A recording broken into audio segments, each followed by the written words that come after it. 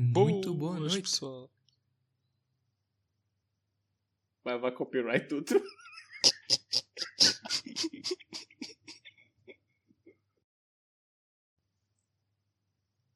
Muito boa noite. E sejam bem-vindos a mais um episódio de Abrir a Porta ao Gato. Eu sou o Tiago e estou aqui mais uma vez com o Hugo e com o Pedro. E hoje nós vamos dar continuidade ao nosso episódio da semana passada. Que basicamente para nós, para mim a editar, nós que estamos a gravar hoje, vai ser o episódio desta semana. Mas sim, o editor finalmente voltou das suas férias. O editor sendo eu.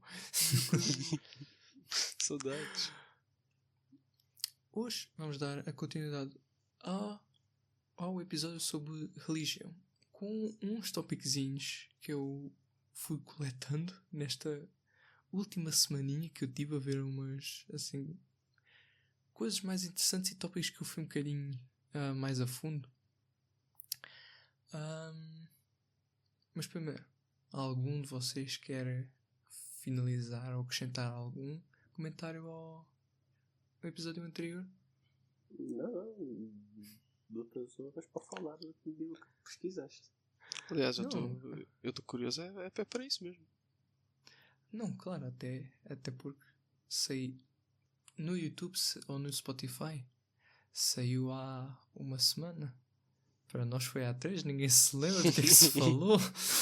Eu não sei Estava eu a dizer. Eu não sei do que é que falas, eu lembro-me de tudo.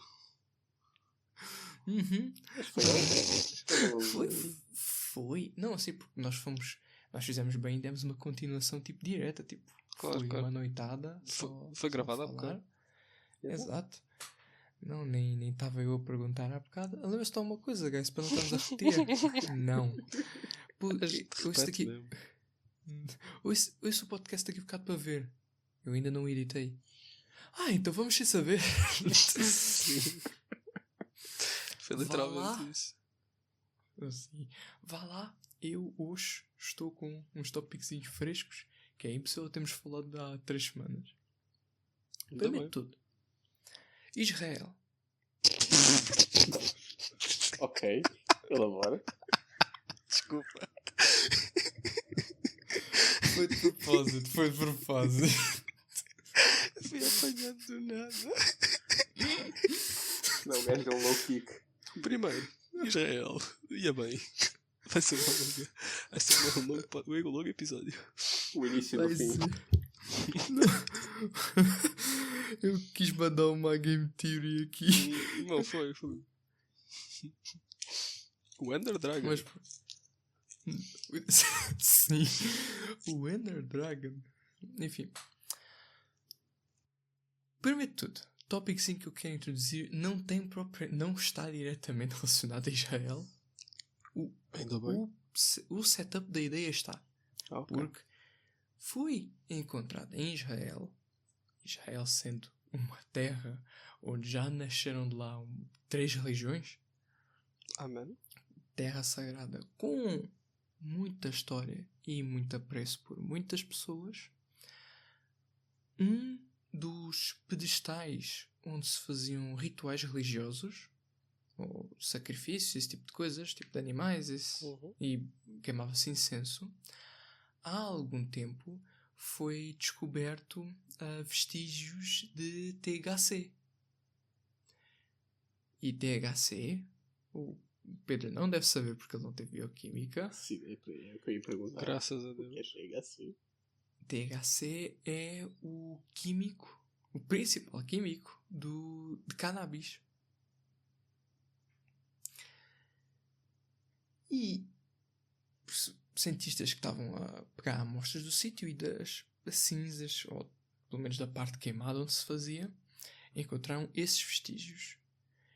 E depois descobriu-se que eles provavelmente queimavam isso justamente com incensos, isto porque antigamente este tipo de rituais, e dá para se ver isso por muitas crenças mais espirituais, não tão religiosas, à volta do mundo, que figuras religiosas consumem psicadélicos para ter este contacto espiritual ou divino. A minha pergunta que eu trago agora aqui ao podcast é porque é que isso se perdeu? Não propriamente perdeu-se, mas porque é que isso, nas nossas maiores religiões hoje em dia, é um tabu? Porquê que acham? Qual é que foi o processo ou o que é que foi o evento que tornou isso algo mau ou algo do bicho? Talvez um lance da ciência.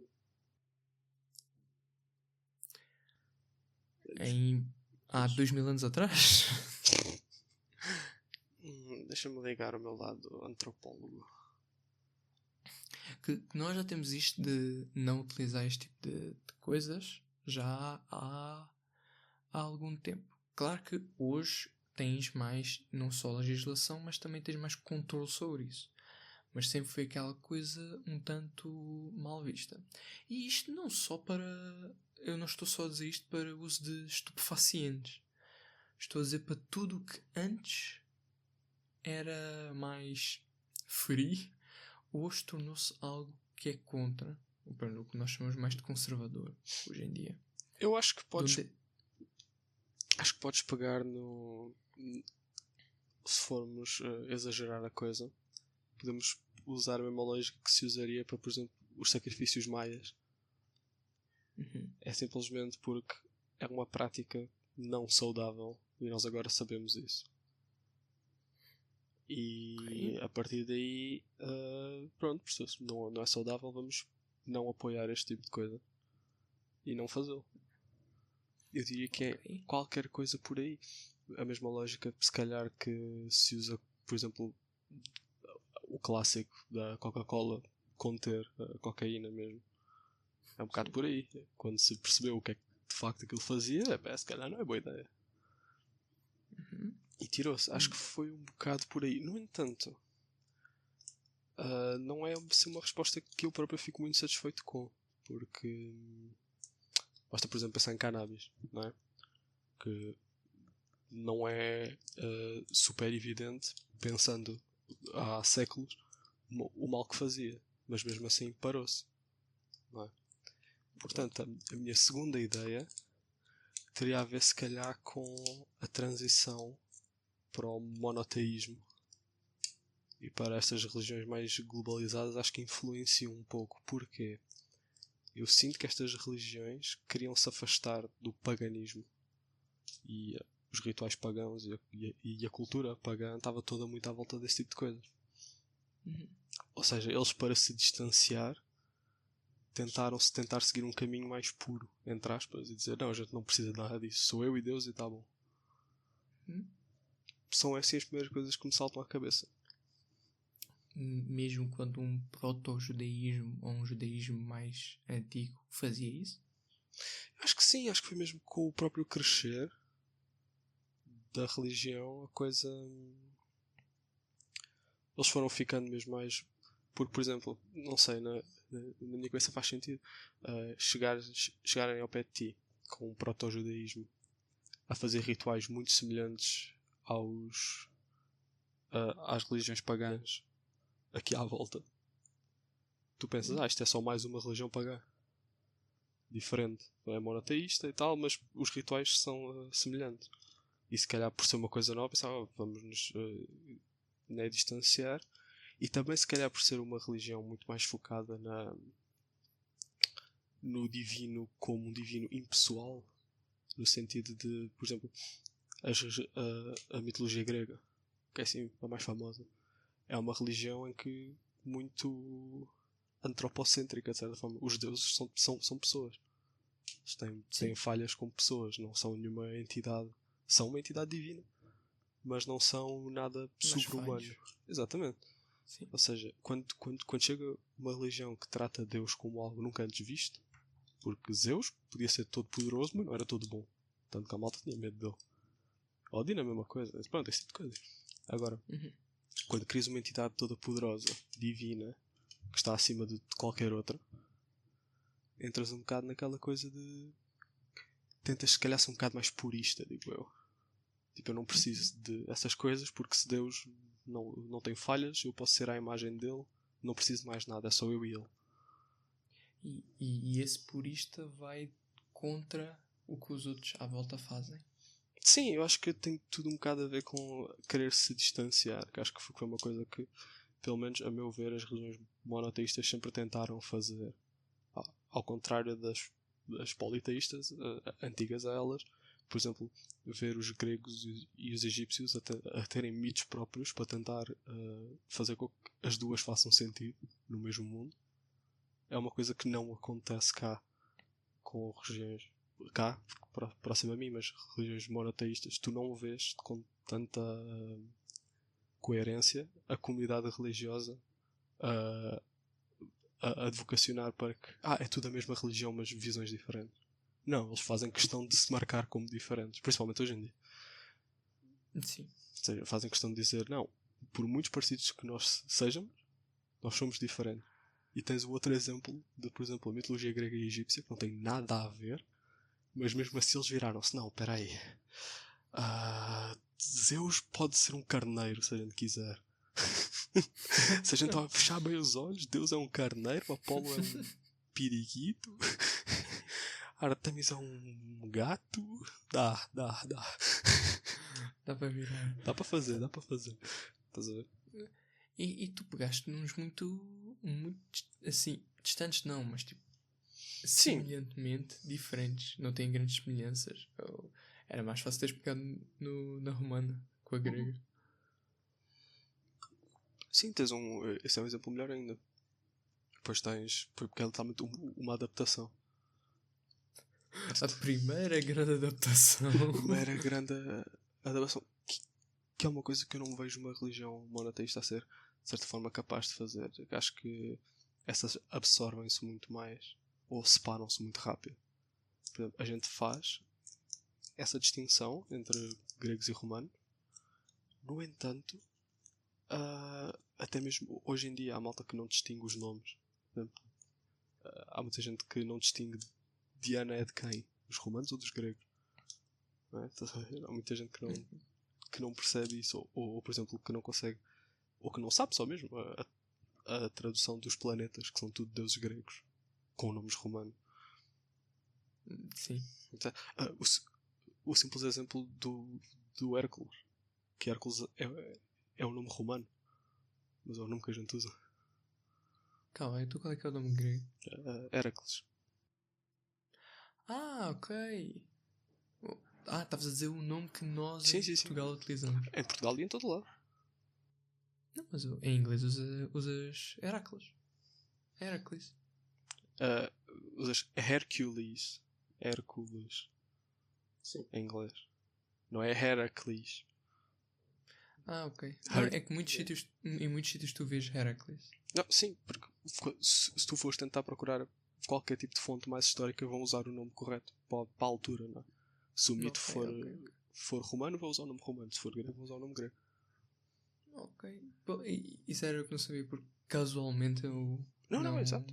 nunca tinha visto o inglês usar Hercules. Não, mas eles usam. Usam o nome do filme da Disney é Hercules. Eu nem tinha pensado. Não, Pensei que sim. pudesse ser tipo uma adaptação para regional, como muitas têm. Não, é Hercules. Quando o certo é Heracles. O certo, vá. Certo, pronto, o original. Sim, o accurate ao grego. O Sim, não adaptado. Porque é uma adaptação, né? É o original. O não adaptado, O sim. não lá adaptado. está. O canon. O que? Hércules Canon. Há um. Not fan-made. Lá está. Há o Hércules Canon, mas não há o Jeová Canon. Já é Canon. Exatamente. Não, ninguém se vira e diz temos aqui uma adaptação nova de Deus. Não, tratam como uma entidade nova, apesar de ter as mesmas características. Sim, ou uma vertente completamente diferente. Não, sim, desculpa. Se eles conseguem fazer a tradução dos deuses gregos para os egípcios, como é que não conseguem fazer uma tradução de Deus para Allah, por exemplo, quando são entidades super semelhantes. Não. Lá está. Em relação, tipo, voltando tipo 2 passos para trás, que já fomos à adaptação da religião, já falámos da adaptação uma vez, já dissemos que não gostamos. Não gosto do panteão romano. Não gosto. A adaptação não gosto. Não gosto. Enfim, mas voltando só um bocado atrás, em relação à visão de porque é que as coisas ficaram conservadoras, eu gostei dessa ideia de que é para ir contra o pagão. Vamos não ser contra aqueles que estão à nossa volta. Lá está. Mesmo que haja indícios de que no início todos tinham práticas semelhantes, eventualmente foi-se separando. Tipo, foi-se tentando, como disseste, tornar-se mais puristas ou conservador mesmo, ou é o que hoje em dia chamamos. É esse tipo de ideias. Mas na altura, quando eu estive a pensar nisto, fui por um caminho assim um bocado mais diferente. Sempre culpa do Yuval Noah Harari, escreveu o Sapiens, que depois que ele explicou a sua visão de religião, eu já não consigo imaginar muito bem de forma diferente. Que eu não sei se já falei disto no podcast ou no episódio anterior, se calhar. Eu acho que mencionaste, mas não sei se explicaste em condições. Mas também explica outra vez rápido. Explica outra vez rápido que a definição do Harari para a religião é um conjunto de leis morais. Sim. Que não está propriamente ligada à espiritualidade. Espiritualidade nós temos nas religiões, mas não é... São duas coisas, basicamente. A igreja tem as suas leis morais, o que te impõe, e tem a sua parte espiritual, que é o que tu tens de fazer para chegar a uma verdade ou algo divino. Ou divindade, pronto. E eu fiquei a imaginar que, também, pela ideia que ele dá, é que religiões apareceram, estas assim mais monoteístas, que apareceram mais como uma espécie de... Estão a ver como hoje nós temos o tribunal, as leis, as constituições? Sim. É a religião da época. Basicamente, quando tu saias de uma cultura bastante tipo... Pronto, nós começámos como nómadas. Depois demos settling, tornámos-nos sedentários. Mas depois, com pecuária e agricultura, nós fomos-nos multiplicando. E aldeolas, tribos tornam-se aldeolas, vilas, cidades. Uhum. E tendo em conta o nosso círculo próximo, limitado a 150 pessoas, mais ou menos, ou seja, tu não consegues ser próximo a mais de 150 pessoas, eu já acho esse número um absurdo. Uhum. É difícil manteres essa ligação. E numa cidade que tenha que funcionar e não haja propriamente uma razão para tu confiares no homem do outro lado que te está a vender batatas, porque quando é uma tribo, tu sabes que o vizinho do lado, da tenda ao lado, ele é confiável, pois vocês estão nisto juntos, não é? Uhum. Agora, quando é uma grande cidade, é difícil se manter este tipo de confiança. Por isso é que, entretanto, dois tipos de deuses, as divinas e o dinheiro. Acabamos nós, porque é que acaba sempre assim? Eu não vou dar foco ao dinheiro, porque pronto, isso é outro tópico. Mas em Porque é que relação à acaba religião, sempre? Acaba sempre acaba da sempre. mesma forma. Dinheiro é mau. A sociedade era melhor quando éramos poucos. Volta a ser por aí. Mas, voltando, Sim. é que, basicamente, com grandes números, nós precisamos de todos acreditar em algo igual para nós sabermos que, se aquela pessoa acredita no mesmo que eu, então é confiável. O que não melhor, senão este tipo de espiritualidade. E agora adicionas as leis morais, que é para basicamente... Lembram-se dos 10 mandamentos? Qual é que é das primeiras coisas? Não matarás? Uhum. Acho que é Não. qual já agora? Eu não tenho a certeza. Pedro, Jimmy. pesquisa aí. Jimmy, O não poderá. matarás é qual? Ganhaste o cargo de fact-checker outra vez. Let's go. Yes. Porque eu sei que o primeiro é o não adorar uma imagem. Sim. Deus só. Sim, mas eu esqueço-me da ordem. É o quinto. É o quinto. Pronto. Qual é que é o Não segundo? era dos primeiros. Qual é que é o segundo? Curiosidade. Espera aí.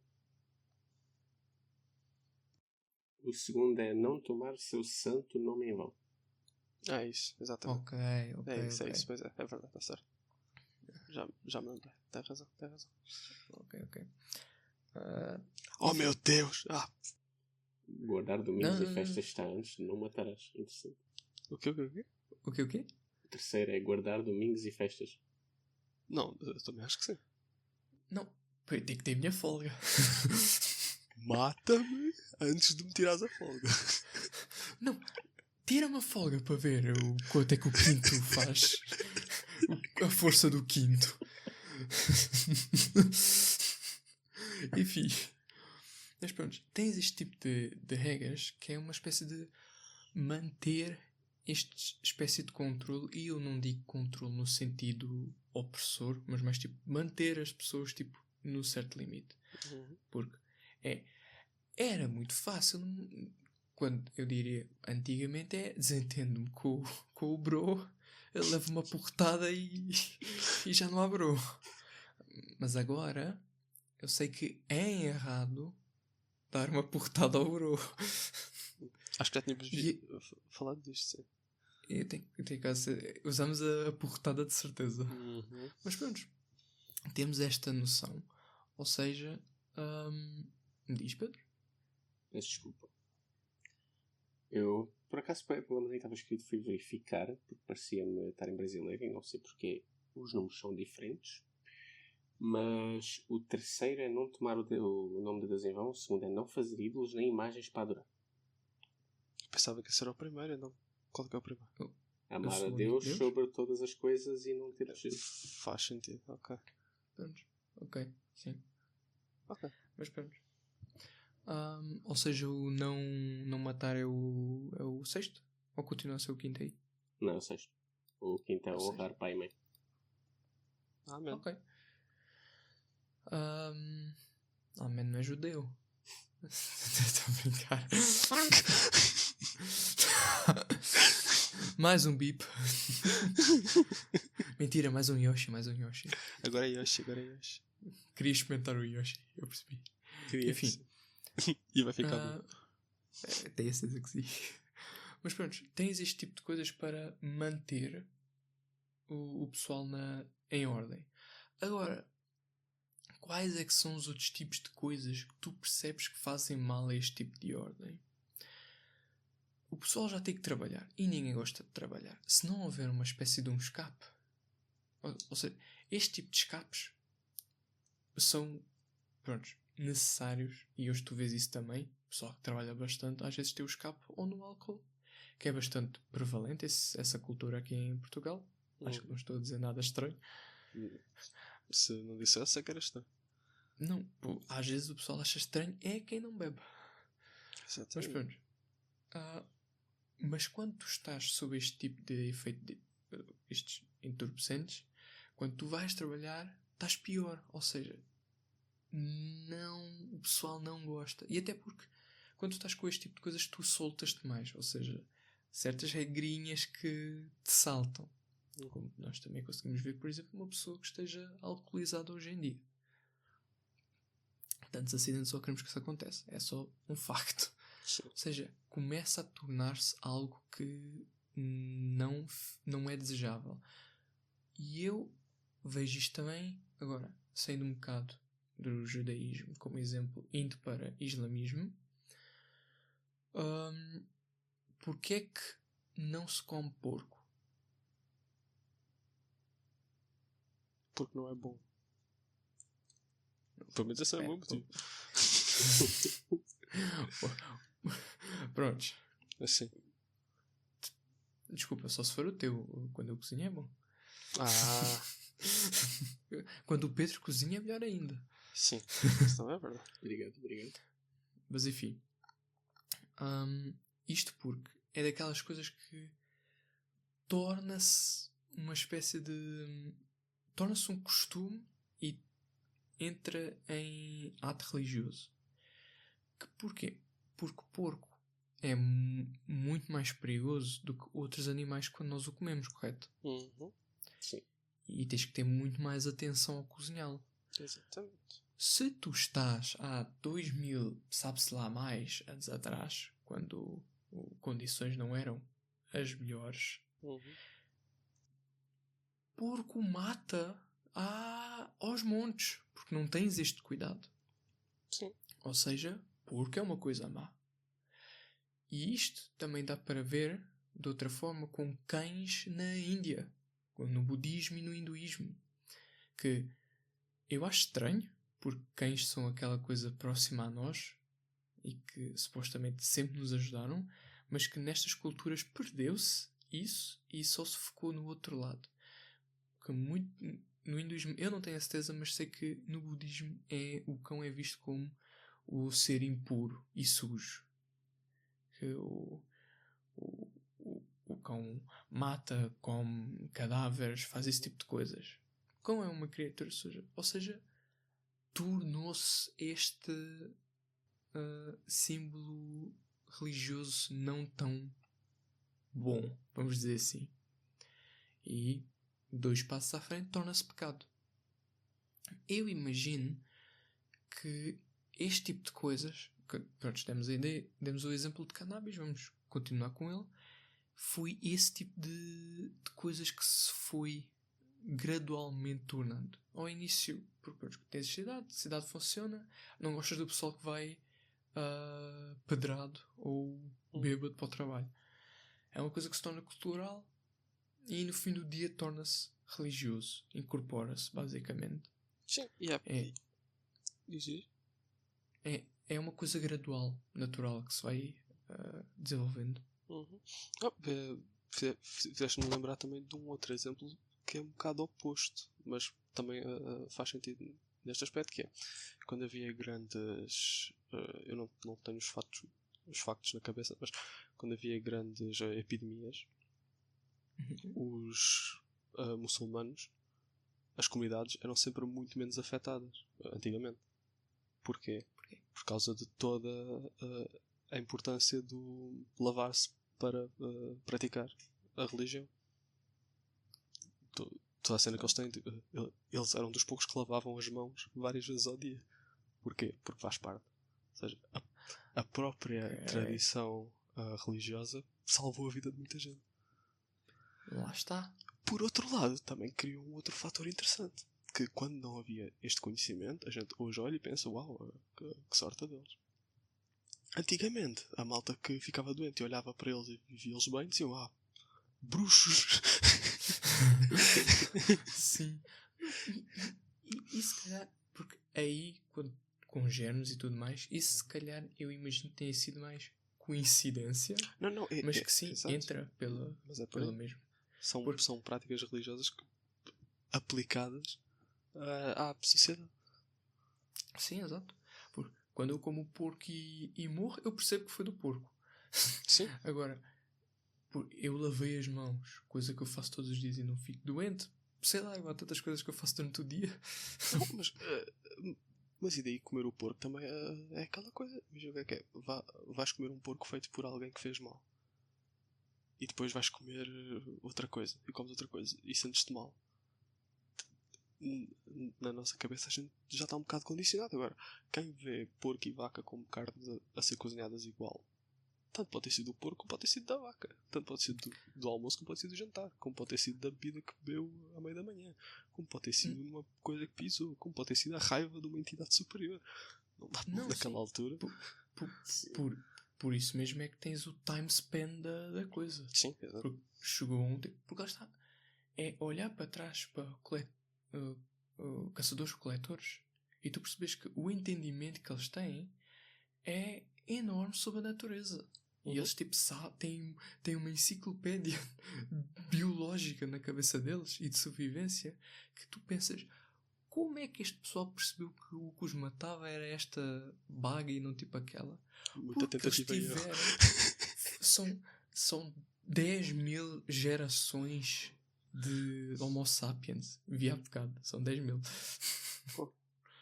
Temos. Acho que era 200.000 anos da nossa espécie. Como Homo sapiens sapiens.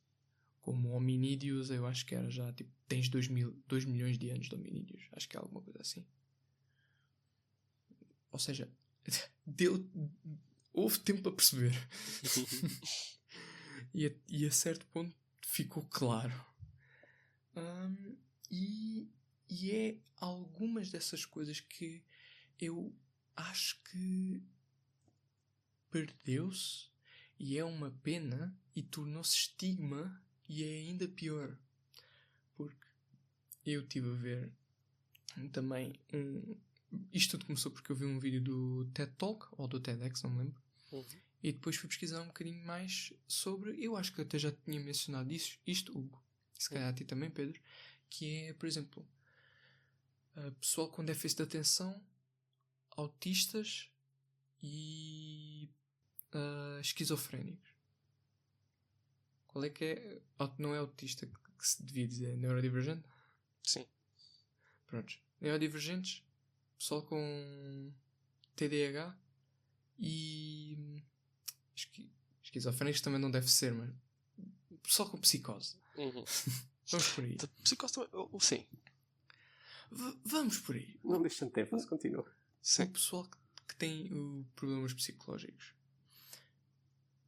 Agora, eu que fui ao Museu da Arqueologia aqui de Setúbal há uns dias, uma coisa que eu vi e que achei mais que interessante, tornou-se a core memory do museu, foi eu nem me lembro o que era, eu lembro mais é do texto, mas era uma evidência de que os povos antigos, ou já antes de sociedade até, eles esforçavam-se para manter os desabilitados nos grupos deles.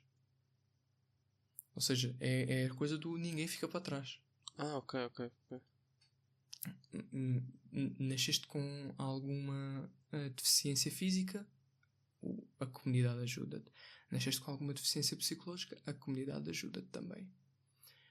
Algo que, prontos, nós mantemos até hoje, porque tu vês as pessoas a esforçarem-se para isso, e agora acho que até temos o argumento de que qualquer pessoa que vá contra e que diga seleção natural, mas nós desde o início esforçamos-nos para os manter aqui.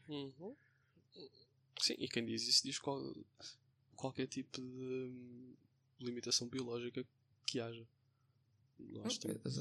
Nós acomodamos. Eu até diria que a seleção natural está praticamente anulada na nossa espécie. Nós fazemos questão de dar as melhores condições de vida e, neste caso, a sobrevivência já é bastante assegurada na nossa espécie para causas biológicas. Ao ponto de que, mesmo que pessoas nasçam com problemas que se calhar há 100 anos era inconcebível, a pessoa viver hoje em dia consegue. Sim, sim. Eu lembro de ouvir um comentário educado, não um random na internet, a dizer que nós achamos hoje em dia que já estamos fora da seleção natural. Isso não existe, nós ainda estamos. Eu nunca fui a fundo para perceber. Seria excelente. Agora dava jeito. Agora dava jeito. Agora fiquei curioso, gostava de saber o que é que. Em que sentido é que a seleção natural ainda nos afeta de forma marcante? Assim. Porque, pode ficar para o próximo. Sim, até porque quer dizer, se eu pensar um bocadinho, eu até consigo chegar lá, porque há certas coisas que não temos cura. E não há. Certos fetos e bebés que já vêm com problemas, isso aí, pronto, não há volta a dar. No entanto, eu acho que a partir do momento em que a pessoa consegue nascer, há uma esmagadora maioria que não vai ter problema em sobreviver. Não, lá está. Com dificuldades ou quer que seja, mas a sobrevivência acho que está bastante em comparação há 100 anos, por exemplo, está melhor do que nunca. Sim, porque a tribo já não tem 100 pessoas. A tribo tem 100 mil. Se não 8 mais. mil milhões. Não, exato, é mais por aí. Exato. A tribo hoje em dia tem cura Tá para grande. muita coisa. Sim. Exato. Mas, É um mas planeta. pronto, lá está. Pode ser alguma coisa que eu vou pesquisar e trazer para a semana. Pode ser interessante. Mas voltando. Antes de tu teres dito que já estávamos fora da seleção natural, mas que sim, nós conseguimos já dar este apoio, mas sempre pudemos. Agora só ele é Sim. muito mais eficiente. Sim, claro.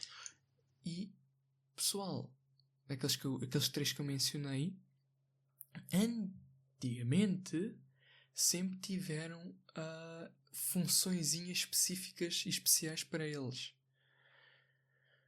Querem tentar adivinhar? Vamos por o déficit de atenção. O que é que a pessoa com déficit de atenção é perfeita para? O que é que eu sou perfeito para? Imagina-te numa tribo. O Gu acorda na sua tenda de caçador-coletor. Ele vê-se apenas com uma lança ao seu lado. Eu acho que eu dava um bom caçador. Exatamente. Só Pessoal por causa com da... déficit de atenção. É. Diz. Não, só mesmo por causa do o quão sensível a estímulos. Eu sinto que... self-diagnose, by the way. Mas mesmo falando com pessoas que têm, por causa da percepção dos estímulos, seja ela muito ou pouca, acho que é uma vantagem para o ambiente natural. Exatamente. Porque quando estás no meio de uma savana africana ou qualquer outro tipo de floresta ou ambiente selvagem, há muito sonzinho. E ainda mais quando se vai ao campo e vai-se acampar, percebe-se esse tanto sonzinho, tanta coisinha estranha. Há alguém que esteja sempre consciente e que note todos, tem uma maior chance de sobreviver, com certeza. Sim, porque faz sentido. não lhe escapa o ramo que o leão partiu atrás dele. Faz sentido. Ok. E para não falar que, pronto, é que deve ser um brinde para o cérebro não ter que fazer o que, por exemplo, eu sinto que a gente faz muito hoje em dia, que é ter que nos concentrar numa só tarefa ou num só estímulo. Por exemplo, estudar é o exemplo mais próximo, que é tens de concentrar no que estás a ler e só no que estás a ler. Qualquer outro input é para ser ignorado. Num ambiente de exterior, estás na rua e estás à procura, estás a fazer o exato oposto, estás a absorver todos os estímulos e o máximo de estímulos possível, seja sons, seja cheiros, seja o que estás a ver, seja qualquer coisa. Sim. Portanto faz sentido. Lá está. E agora os outros? Para quê? Eu quero deixar o esquizofrenia para o último. Porquê é que acham que o neurodivergente serve? Para que é que ele serve? Isto soa mal. Qual é que é o melhor papel para ele numa civilização antiga? Eu diria... tipo... Butcher? Está por aí. Não é tanto O isso. que eu quero dizer é tipo... Não é organização de materiais, mas tipo... Sim, eu ia dizer gestão de recursos, sim. Uma coisa por isso. Então estou a chegar lá. O que eu li é principalmente trabalhos manuais com bastante precisão. Também faz sentido. Sim. A atenção que os neurodivergentes dão a esse tipo de coisas e a obsessão mesmo Sim, é perfeito para esse tipo sim. de trabalhos. Tanto, pronto, butcher, o ferreiros, Sim. selagem, isso é o brindinho para eles. Sapateiro também é preciso o trabalho com as cores e tudo mais.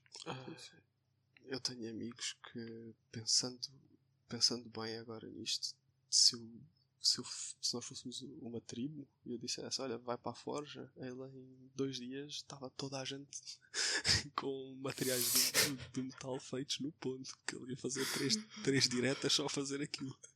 Estás a chamar os teus bros de neurodivergentes? Não, a diagnosticar. Ok, é isso. Eu pensei que fosse mais naquela sim, piada. sim. Não, mas sim, consigo. É o extremo oposto de TDAH, diria eu. Em alguns casos, ser capaz de te dedicar a algo, ao contrário de estar estimulado por tudo. Sim. Não, imagina o pessoal que tem os dois. Quando é para eu ter neurodivergência, tenho TDAH. Quando é para ter TDAH, tenho neurodivergência. Eu estou balanceado. Fui nerfado. Acho que estás patched. Tenho 2 debuffs. Não estou patched, não, tem que ser. Mas enfim. Agora, Vai ao psicólogo. o esquizofrénico, que é Chama. hoje em dia o pior visto destes todos, hoje em dia, o Pedro já acertou. Eram as pessoas que em sociedades antigas e hoje em dia até tribos xamânicas que hoje ainda se tem, Nepal, África, América, tens por vários sítios, é o que nós chamamos de esquizofrenia como algo mau e um problema, eles veem é como um talento, que significa que tu tens esta boa ligação para, como quer que o queiram chamar, os espíritos, um mundo, outro lado, o que for. E estas pessoas tornam-se os médiums e os curandeiros dos seus locais. São basicamente a figura religiosa, o xamã. Exatamente isso. E parabéns, Pedro. Acertaram todos, basicamente. Todos os sentidos. Exato. Não faz? Agora, a questão que entra também, porque eu entrei um bocadinho mais nessa parte da esquizofrenia, porque a principal fonte que eu tive a ver era exclusivamente esquizofrenia, é que todas estas culturas têm o mesmo padrão, que é, em novo, descobrem que a criança ou o pré-adolescente tem esquizofrenia, porque até hoje manifesta-se bastante novo. O xamã do sítio nota a criança e treina-o, tem sempre o acompanhamento do já superior, e depois tem uma espécie de uma jornada espiritual para eles aceitarem e para saberem usá-lo. E esta prática, estes 3 pontos são comuns a todas as tribos, vamos dizer, xamânicas à volta do mundo inteiro.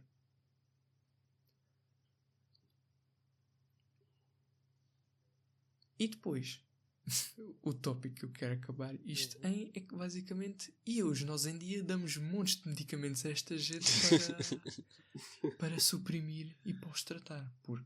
Porquê?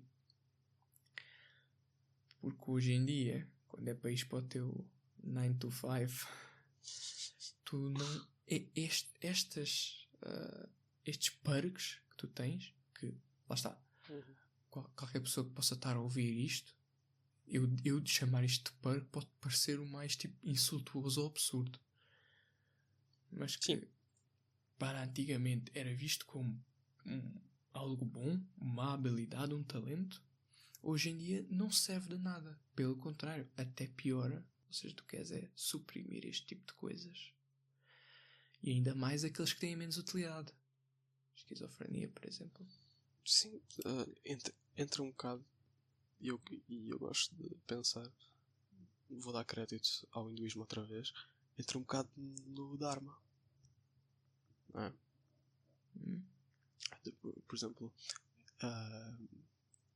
quem diz essas características diz muitas outras, mas mostra também um pouco, se calhar, que o Dharma de pessoas com essas características é esse mesmo. Ou seja, pessoas com neurodivergentes seria trabalhos minuciosos, se forem para aí inclinados. E pronto, é uma coisa só que soa-me bem a pensar que pronto, encaixa nessa teoria, nessa filosofia mesmo, de que há um propósito para toda a gente. E pronto, e é um bocado triste ver que se calhar estamos a negligenciar esse propósito. Lá está. Que nós evoluímos para conseguir dar esse propósito e porque eu não acredito que esses propósitos existiam quando éramos tipo mais macacos ou hominídeos. Há uma teoria que há uma hipótese que eu já mando, mas lembra-te do macaco em LSD. Lembro-me, sou eu. É por isso que os podcasts acabam assim. Tá buffed. Mas pronto, está buffed. Mas eu quando tenho os outros dois estou nerfed. Enfim. Que eu não acho que hominídeos mais primitivos, os primeiros na cadeia evolutiva, tivessem estes postos. Foi algo que evoluiu também connosco, que nós fomos vendo estas características, fomos arranjando trabalhos para elas e depois elas tornaram-se regra nas nossas sociedades. Como muita outra coisa que nós fizemos. E que até nós tínhamos evoluído assim também. Não que só, ok, ficas aqui e agora toda a sociedade é assim. Não, ficas aqui e com o tempo evoluiu para ser mesmo assim. Tipo os cães, por exemplo. Se os cães tiveram tempo de evoluir de lobo para cão, as pessoas tiveram tempo de evoluir de olha, tens problemas psicológicos, tens este papel para... O teu papel é realmente este. Essa é bem vista. Essa é assustadora. Mas lá está. Deu tempo a evoluir. É um bocado assustador. Se a gente conseguiu condicionar a evolução de outra espécie, imagina o que é que fazemos à nossa. Exatamente. Ainda mais entre nós mesmos, não só tipo pelos outros. Também pode acontecer, mas mesmo connosco. E entra nisso pronto, estamos a tirar-nos essa coisinha só porque já não convém, porque entramos numa espécie de uma engrenagem automática que não podes propriamente, podes escolher, mas escolhe como deve de ser. Sim, é giro pensar, estamos a fugir um bocado da religião, mas é giro pensar como a espécie humana tem muito aquela coisa de hoje em dia tu podes escolher, no entanto continua a parecer que as opções não aumentaram. Tipo, sempre que crias uma nova hipótese de fazer a tua vida, parece que perdes outras. E isso é muito interessante porque pensar, por exemplo, nós temos a humanidade supostamente está no melhor estado que já esteve. E é interessante pensar que está no melhor estado que já esteve, no entanto o average trabalho que a gente tem e forma de ganhar a vida é super antinatural. Sim. Ou seja, até que ponto é que faz sentido, não é? Estamos no melhor estado que já estivemos, mas não é natural. Será que conta? Uma coisa é certa, nós estamos tanto a viver mais como a sobreviver mais. Mas agora tem aquele outro lado que entra que agora o sobreviver e a longevidade estão bons. Agora o viver em si temos de trabalhar nessa parte. é o que se tem de desenvolver um bocado. Vamos trabalhar nessa parte.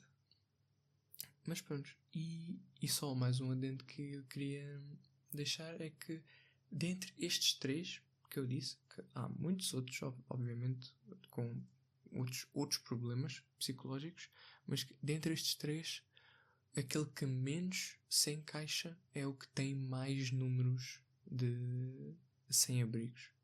Muitas pessoas com esquizofrenia acabam por se tornar sem-abrigos. na apresentação que eu vi sobre isto, o homem que foi dado como esquizofrénico e que começou a tomar medicamentos, o apresentador disse que hoje em dia ele era sem abrigo. Triste. É esta a escala.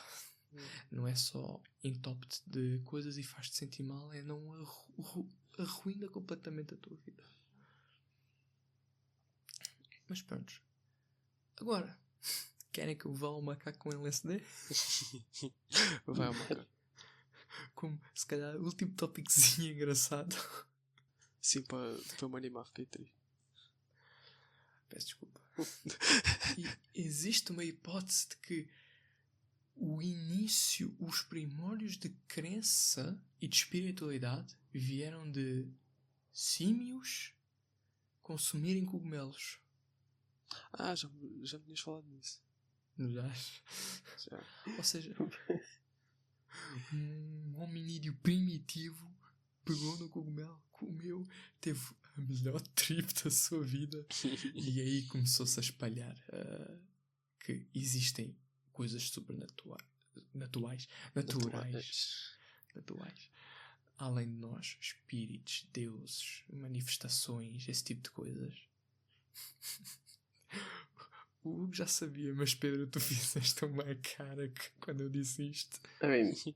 Nunca tinha ouvido, mas agora tem o seu sentido. É interessante pensar. Não sei, eu sou um bocado cético a essa coisa. Só pelo simples facto de que eu olho para mim e penso, neste mundo, se eu me fosse largado num sítio qualquer, sem tecnologia, sem nada, há 2000 anos ou mais, se fosse largado no meio de um sítio qualquer e me perguntassem a minha explicação para certos fenómenos que eu vejo como coisas normais hoje, eu também ia para o sobrenatural. Porque a partir do momento em que cai uma luz do céu e pega fogo às coisas, estronda, ouve-se em todo lado, eu vou dizer que o Deus das tarefas domésticas é um homem sem pele. Porque é este ponto? Gente, há luzes no céu.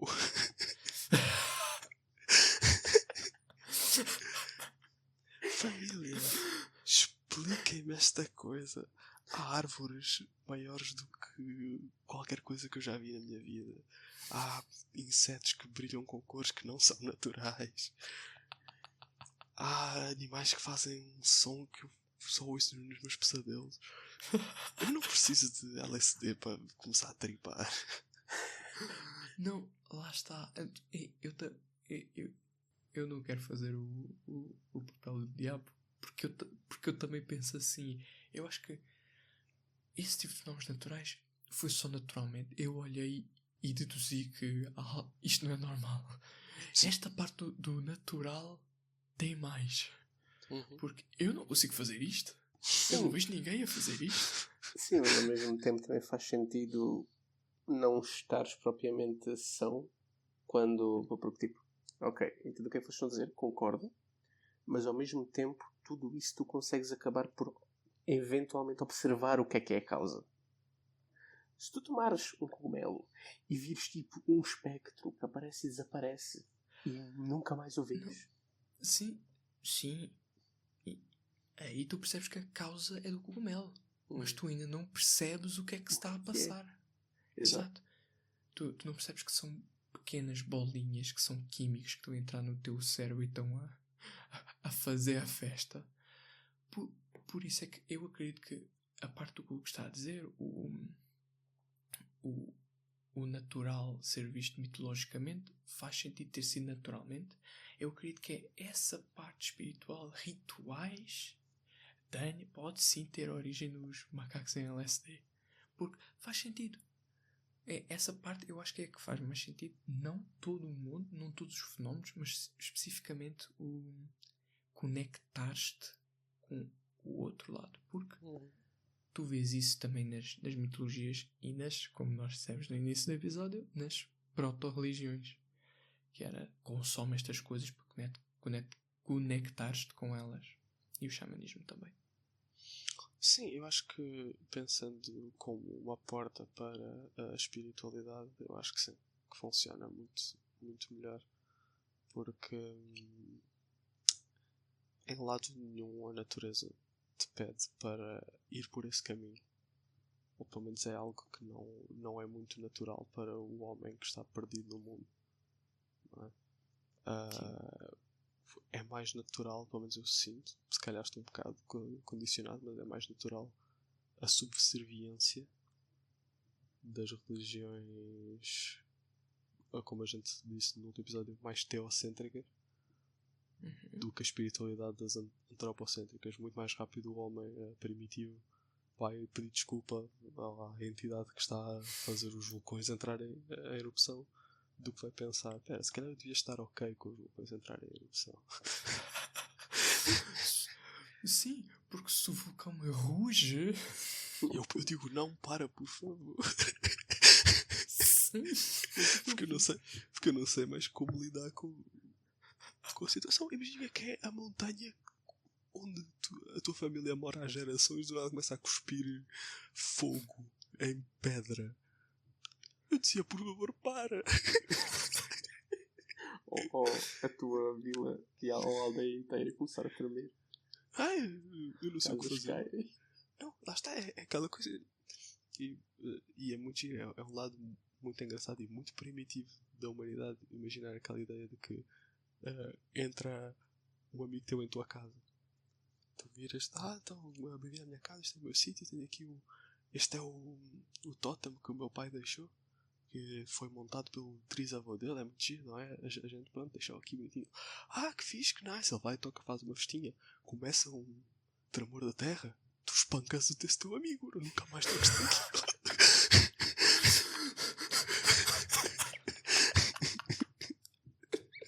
A causa e efeito estão completamente mandadas ao vento, estás a ver? Não há estatística aqui, bro. O que eu vejo é o que acontece. Ninguém toca naquilo há gerações. Tu tocas e eu sinto que o mundo vai acabar, tu vais apanhar. Toca outra vez, desafio-te.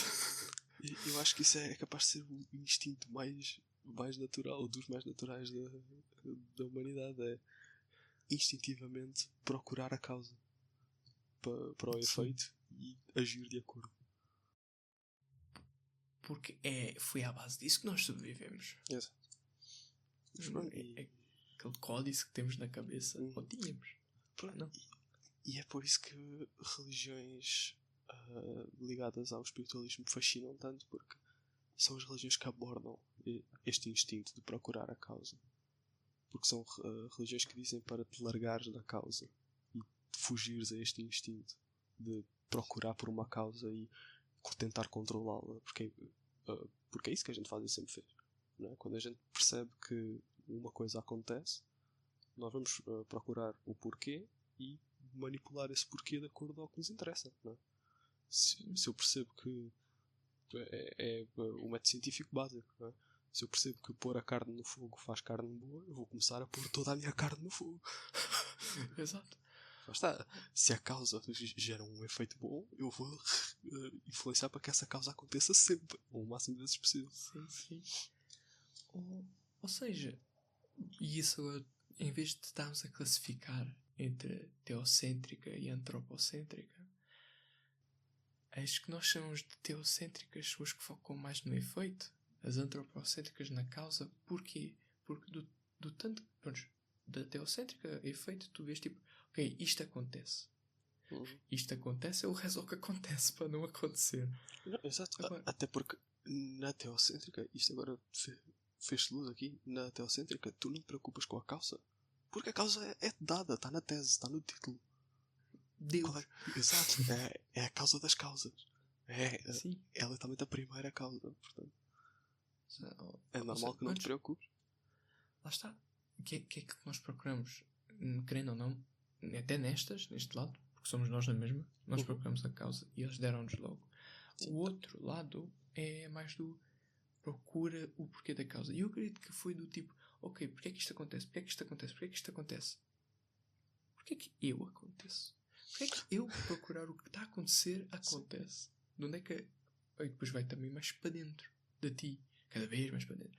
Porque é que eu sou assim? Vais procurando causa do nada Nirvana. Olha só. Não, Buda a descobrir o Nirvana. Guys, vejam só. não é preciso causa. Malta, Não preciso, exato. parem de procurar a causa. Sim. Porque eu acho que é mesmo por aí. Porque, apesar de tudo, a primeira, a segunda verdade do budismo resume-se a esta mesmo, que é não é possível controlar todas as causas. E é por isso que a gente sofre. Porque não é possível. Nós podemos querer muito. E é por isso que a gente sofre. O attachment que tu crias Sim. é tentar cortá-lo. Não de uma forma fria. É que o meme que eu vi há bocado era Nietzsche e Buda. Seria uma grande conversa, deixa-me dizer. Não, é super interessante. Olhou para o cavalo e chorou. Estive a olhar para Buda e a chorar também. Que é Nietzsche dizer que tudo é nada. Pronto, nihilismo. Buda do outro lado, nada é tudo. Esta coisa de não é necessário tu ires à causa ou tu saberes todas as causas. Aquele conto que eu já... O conto que eu já contei do Buda. Perguntar-lhe qual é que é a primeira causa. Primeiro ele sorriu. Perguntar-me a segunda vez, ele mostrou uma flor de lótus. Sim. E toda a gente foi à gargalhada. Não é necessário saber. E eu gosto muito de pensar, por exemplo, é uma comparação interessante de Buda e Nietzsche, porque eu acho que Nietzsche teria gostado muito do budismo se ele pudesse viver mais tempo e continuar a desenvolver-se filosoficamente. Eu acho que ele se calhar até chegava lá, porque, pelo menos pelo que eu li, o grande problema do Nietzsche é o facto de ele não conseguir aceitar essa transição, ter chegado ao nihilismo profundo, mas não ter conseguido inverter a moeda. Ou seja, chegou ao tudo é nada, mas não conseguiu fazer o caminho ao contrário. O nada é tudo, sim. Ou seja, conseguir passar de tipo sair do nihilismo para qualquer outra coisa. Porque esse é o problema do nihilismo, não é? É que é um buraco. Tu metes-te lá dentro e parece que não há por onde sair. Apesar de haver muitas saídas, o absurdismo, o existencialismo, etc. Sim. Mas acho que é uma comparação super interessante mesmo pelo budismo ter essa vertente de certa forma nihilista positiva, que eu gosto muito. Mais ou menos, sim. E entra naquela coisa, só uma parte, que é o... Guys, se vocês a levarem o nihilismo, o absurdismo e o existencialismo tanto à letra, vocês sabem que estão a seguir religião, né? Sim. Já ouviu falar de religião? Está parecido. Mas enfim, voltando. E é aquela coisa que, por exemplo, que o nihilismo tenta fazer, não consegue bem, mas que o budismo faz, que é quando tu aceitas esta coisa, a enfermidade das coisas à tua volta, e te desapegas delas de uma forma saudável, tu consegues tirar prazer de quase tudo à tua volta. Tu estás muito mais em sintonia com as coisas e contigo mesmo. Que é aquela coisa que... Qual é que foi a primeira coisa que o homem iluminado fez? Foi contar aos outros. Olha a ideia que eu tive. Uma das maiores máximas do budismo é a compaixão e a gentileza para com os outros. Que é, se eu chego-me ao outro, eu tento ajudá-lo. Se ele me manda para fora, eu vou para fora. Mas sim, é eu tentar ajudar o outro a chegar a isto também. Obrigado, Krishna. Danado. Ele está em nós, ele está aqui, está em mim, está em ti. Eu posso dizer nada por ele. Não, exatamente. Mas pronto, é esse tipo de coisas que eu acho engraçado, que volta àquilo do... O quão no budismo comunidade também é o dos pilares, dos maiores pilares. Pronto, é a imagem, é o caminho e é a comunidade à volta. É muito bom. E por isso é que eu considero o nihilismo muito, muito importante. E acho que em termos de... É uma boa forma, é uma boa ferramenta para tu próprio encontrares qual é que é o teu caminho filosófico e de certa forma espiritual que faz mais sentido para ti. Porque ao fim de tudo é um bocado esse exercício que o budismo propõe, que é o nihilismo destrói tudo filosoficamente. Ou seja, a ideia é um bocado essa, é começares do zero. Ou seja, se nada importa quem és tu. Estás a perceber? Sim. E importante é conseguir sair desse buraco.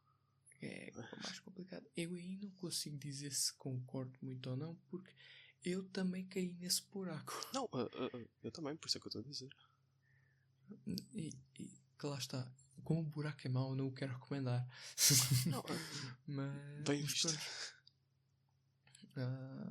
Mas sim, é essas certas similaridades, mas que no fim entra sempre no tom. O tom do nihilismo não é bom. Não, sim. O budismo é mais. É melhor.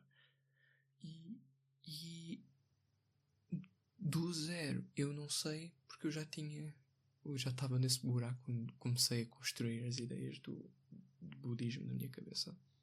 Sim, mas eu tive uma jornada semelhante, que foi entender o nihilismo e perceber, ok, eu gosto disto. Ir falar com a minha professora de filosofia na altura, uma ótima professora, e ela dizer-me, não, nihilismo não faz sentido. E ela tipo, dizer isto com uma cara triste, dizer que é a filosofia que destrói tudo. Foi com estas palavras que ela disse. Eu lembro daquilo me ficar marcado, e eu, como adolescente de 13 anos, super chateado com a vida, eu me disse, destrói tudo porque és muito sensível. Não entendes que nada importa, tens que ser como eu. Sim.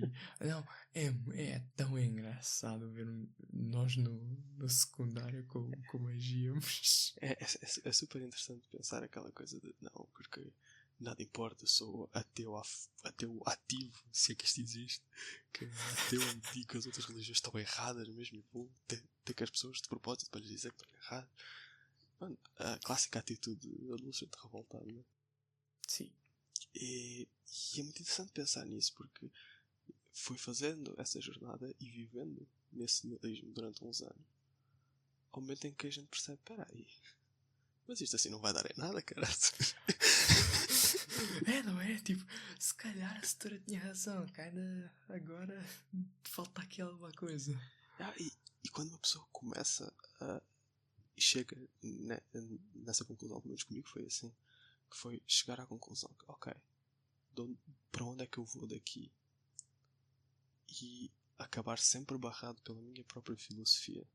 Aí é que as palavras dela fizeram sentido. Destrói tudo, de facto. Uma pessoa, quando está presa nesse buraco, não consegue acreditar em nada. Sim, porque assim autodestrói a própria cena. Assim que a mínima esperança sai, para tu pensares, ok, se calhar eu consigo encaixar isto na minha visão do mundo, essa visão do mundo diz não e manda para fora completamente, ao ponto de se tornar autodestrutivo. E essa é a parte má do buraco do nihilismo, é quando tu tentas sair e não consegues à primeira, porque chega a um ponto em que tu percebes, porque se tu aceitas aquilo como verdade, de que nada importa, tu entras naquele estado de nada importa. Então e se eu tentar isto? Não importa. E se eu tentar isto? Não importa. Então o que é que eu estou aqui a fazer? Se eu estou a tentar sair daqui e não consigo. E essa é a parte perigosa da coisa, a meu ver. Sim. E eu diria que o budismo encaixou muito bem aí, que vira-se e dá-te uma coisa que é difícil tu recusares, que é o tu importas. E instintivamente dentro de ti é complicado tu dizeres-te a ti mesmo que não. Tipo, podes dizer, adolescente revoltado diz, mas tipo, quando tu fazes uma introspeção, tu não queres dizer isso a ti mesmo. Sim, é mau para contigo mesmo. E é aquela coisa, por muito que tu consigas dizer e até sentir quando és adolescente, inevitavelmente há aqueles momentos em que tu próprio, foi o que eu senti para mim, que é revoltar-se contra a tua própria filosofia. Ou seja, tu teres a filosofia a martelar na cabeça que nada importa e tu próprio te virás, não, caraças, eu importo. Cala-te. Pelo menos para mim há uma coisa que importa. Não, Sou eu. Não, você está a perceber. Não, espera aí, por amor de Deus. Calma. Sim. Quem é que está a pensar em ti? Sou eu. Portanto, eu importo. Nem que seja só para isso. E a partir daí é muito fácil ir para a espiritualidade e a parte mais antropocêntrica. Porque, pelo menos para mim, a teologia nunca conseguiu resolver esse problema. Pois. Uma parte. O desafio deste episódio é não levar trigger. Experiência Já- pessoal. Disclaimer. Experiência pessoal também. Não. Mesmo sendo experiência pessoal para mim, não levar trigger, que para mim já foi há mais tempo. Eu não quero voltar. Mas já estou a ver o título. Espiritualidade, macacos em LSD e inimigos. Se calhar meto só macacos em LSD, o que é que achas? Não, descreve bem o que falámos e nós. Mas para finalizar esta linha de pensamento é que aquela coisa que religião e espiritualidade de base pode não ser uma coisa necessária, mas que hoje em dia faz muito bem, hoje em dia nos tempos em que vivemos, e que antigamente então era só um add-on bom. Por isso é aquela coisa que lá está, Tiago nihilista de 15 anos a virar-se religioso é Espiritualidade, signos, sai daqui. Hoje em dia não, era querer ver essa gente longe. Hoje em dia, meu bro, eu entendo-te. Não vejo da mesma forma, mas entendo-te. O meu eu que ouvia espiritualidade e pensava, bro, signos a esta hora da manhã, não. Não, gente maluca. Nada a ver. Budismo é um maluquinho cá do sítio. Eu sou um maluquinho hoje em dia. Sim, não. Budismo, espiritualidade, malucos do caraça. Depois passam uns anos. Olha, tia, devias meditar de vez em quando. Devia quê? Desculpa. Estás-te a passar o quê? Lá está, o 360 que deu. Mas é importante, e por acaso, mesmo é das coisas que eu mais gostava de ver. Que se há uma coisa deste tema que eu mais queria, era que se falasse mais sobre isto, no geral. Porque é uma coisa que durante muito tempo parecia tão fixo, é o que é. Os cristãos são os desta zona do mundo, os muçulmanos são desta, o resto é maluquinho. Parecia uma coisa tão fixa durante tanto tempo. Mas quanto mais se lê, quanto mais se aprende, percebe-se que é tudo menos fixo. É super móvel, super volátil, está constantemente a mudar e a evoluir. E há tantas vertentes, há tanta coisa. Coisas que fazem tanto sentido e só não se fala. Porque não se fala? Não há grande motivo para não se falar, só não se faz. Só não se fala assim. Define-se, é isto e é isto. Quando devia-se falar tão mais, e não só de outras religiões, mas espiritualidade no geral é algo que devia-se falar super, mas tanto, é tão importante. Sim. Em todos os sentidos. Não, e antes do que eu ia dizer, e devia-se. E é aquelas verdades que em cima de tantos atos maldosos ao longo da história ficam subterradas também, e é uma pena. Sim. Mas o que eu ia dizer é, mas lá está, espiritualidade não funciona para não vai trazer nada de bom para o 9 to 5. Cala a boca. Cala a boca. Não, aí é que vamos ser cancelados a sério, que há uns takes que não posso dar aqui. Também estava a pensar num lugar, também não posso estar. Já estávamos todos, amigos. Mas enfim, acho que já temos um bom tempo de episódio e conseguimos até fechar bem este tópico. Não sei que tenham mais alguma ideiazinha. tenho uma grande sugestão cultural. Acho que é a mesma que vocês os dois. Eu não tenho nenhuma em mente. Ah, não. Sim. Tá. Pedro, estás a perguntar, estavas a jogar há bocado. Não, quando eu passar tipo 3 segundos dele estar a dizer, tá tipo, ok, já sei o que é que ele está a dizer. Não, o que é? Estás a falar de espiritualidade? O que é espiritual que nós. Ah, não, pera. Também é espiritual. Está a ser espiritual para mim. Para mim Isso também. Mas enfim. Com o tópico então encerrado. E prometendo que para a semana eu respondo porque é que a seleção natural ainda nos afeta. Obrigado. Vamos então para as nossas sugestões culturais. Vamos tirar à sorte para ver quem é que diz Night Train primeiro. Bora. Ele já disse. Isto é unânime esta semana. Toda esta equipa recomenda Night Rain, Elden Ring. Não importa o que os comentários estão a dizer, há muitos posts a dizer que não estou a gostar do jogo. O jogo é muito engraçado. Tem problemas? Tem. Principalmente com as features online? Sim. Por exemplo, eu e o Pedro não conseguimos jogar com o Hugo. Infelizmente. É triste. Não há crossplay. Mas tão triste. Nota-se que isto é pelo menos um jogo que eles querem oferecer atualizações até ao fim deste ano e quem sabe mais. Uhum. Por isso é divertido, é bom. Joguem. Quando o meu maior problema é não poder jogar mais, acho que está bom. Sim, é um vício. Eu não sou de jogos multiplayer, mas este é bom. Este é bom. Querem mais alguma sugestão? Esta já valeu por 500.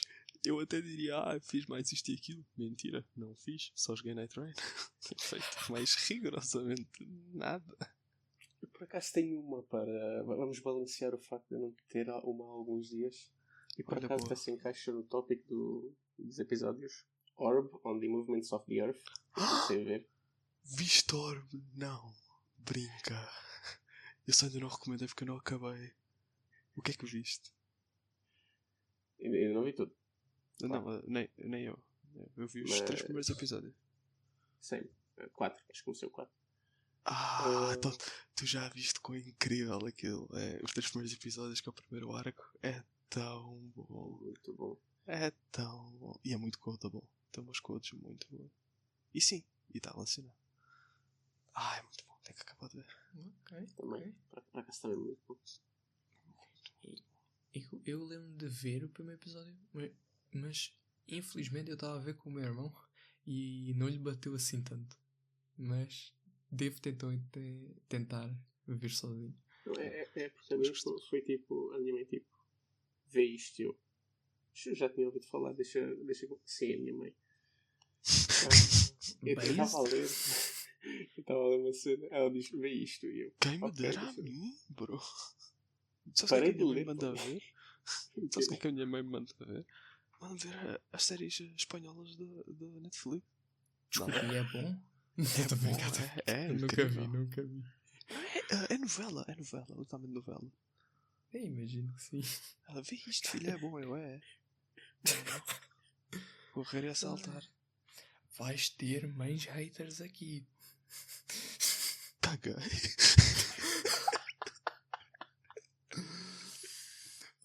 Mas eu também tenho uma mini recomendaçãozinha. Um filme de 1 hora e meia, que é The Red Turtle, a Tartaruga Vermelha. É um filme sem falas, sem nada, parecido ao Flow, mas também de animação, já agora, mas que trata de outros assuntos e é bastante interessante. Ok.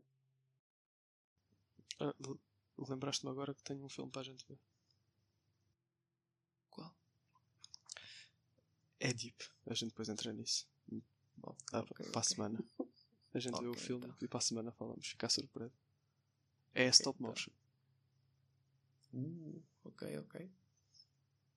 Batizo. Muito bem. Bem. Então, vamos dar este episódio por terminado. Tchim.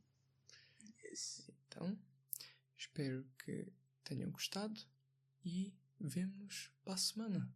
Porque agora tem que abrir a porta ao gato. Yippee! Ele falou. Bye bye! Bye.